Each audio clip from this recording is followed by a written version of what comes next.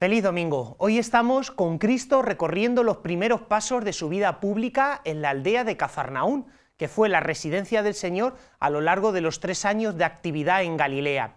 Van a la sinagoga, él, probablemente también con sus discípulos, como era su costumbre enseñar los sábados, y la gente queda asombrada porque él enseña con autoridad, literalmente dice el texto, con autoridad, y no como los escribas.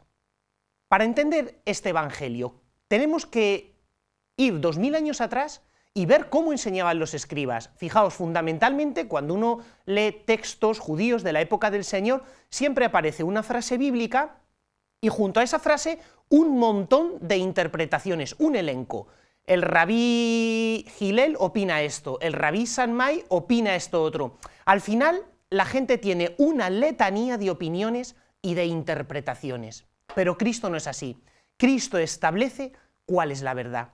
Y siempre nos deja con su palabra, no con una lista de opiniones. Esto viene muy bien a cada uno de nosotros en el mundo en el que vivimos, donde normalmente los medios de comunicación, la televisión, arrojan opiniones sobre todo. Vivimos en una sociedad donde existe una inflación del discurso. Estamos completamente saturados de imágenes, saturados de palabras. Y fijaos, cuando nosotros en la vida tenemos problema, cuando tenemos que afrontar nuestras dificultades, ¿cuántos consejos buscamos?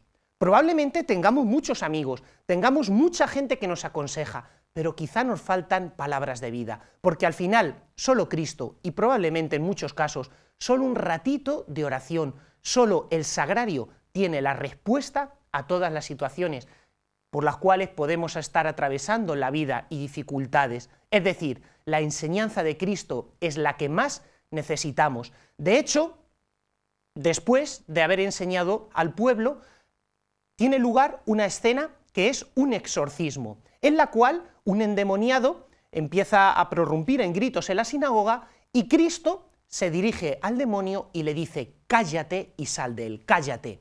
Dios reduce el mal y el ruido del mundo a puro silencio, porque solo la palabra de Dios es aquella que es capaz de crear quietud en el alma. Vamos a reflexionar un poquito de esto, porque la gente se asombra también de que Cristo con su autoridad pueda expulsar un demonio. ¿Por qué? Bueno, ayer por la noche estuve leyendo un montón de relatos de exorcismos del siglo I. También los rabís de la época del Señor expulsaban los demonios. De hecho, en las arenas del desierto del Mar Muerto, en Qumrán, en una cueva, ha aparecido un pequeño manual de exorcismos del siglo I. ¿Qué sorprende en todos estos relatos y en este manual de exorcismos? Que siempre el demonio es expulsado en el nombre del Dios de Israel. El rabí se pone delante del endemoniado y le dice: por el nombre de aquel que lo ha creado todo, por el nombre del misericordioso, sal de él. ¿Qué hace Cristo? No expulsa a los demonios en nombre de Dios, sino en nombre propio, porque Él es Dios.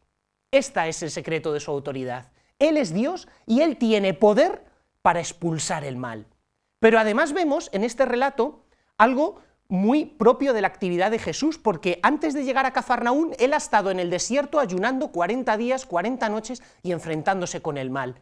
Es decir, la vida del cristiano es un continuo combate, y de la misma forma que en el Evangelio de San Juan el primer milagro que hace Jesús es transformar el agua en vino en las bodas de Caná, en San Marcos es, después del combate en el desierto, el combate en la sinagoga contra este endemoniado. Y este endemoniado, una de las cosas más características del Evangelio es que está tranquilo hasta que escucha hablar a Cristo en la sinagoga. Es decir, solo cuando nos ponemos delante de la palabra de Dios, solo cuando nos ponemos en su presencia, quizá pueden aflorar en nuestro corazón todas aquellas cosas que están en contradicción con lo que Cristo está diciendo. Este hombre estaba poseído por un espíritu impuro.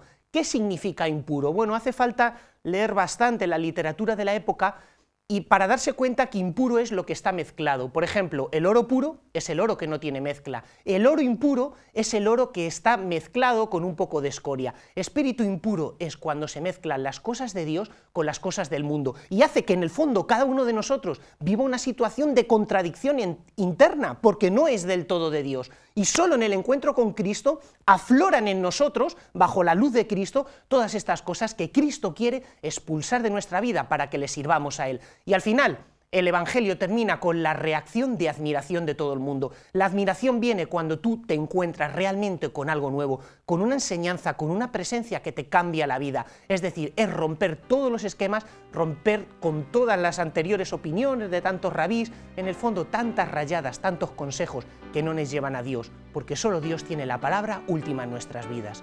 De parte de la Acción Católica de Toledo, os deseamos un feliz domingo.